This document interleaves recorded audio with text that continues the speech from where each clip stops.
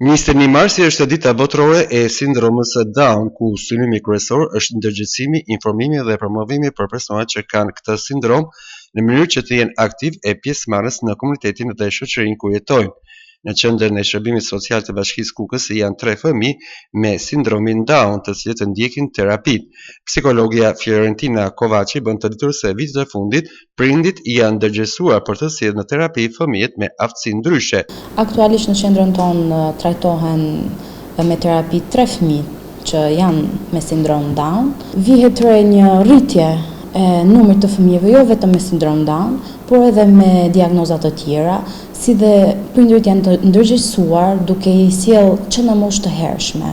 Dhe kjo është një gjë shumë e mirë, sepse sa më herët që t'i sjellin pranë nesh, aq më shumë do të ketë zhvillim edhe fëmia, edhe prindërit do jenë më të kënaqur, edhe ne gjithashtu, sepse ne marrim kënaqësi nga zhvillimi i fëmijëve, sadopak që t'i ndihmojmë ato. Në qendrën e shërbimit social të Bashkisë Kukës marrin shërbime terapike mbi 50 fëmijë me aftësi ndryshe, përfshi këtu edhe fëmijët me sindromin Down.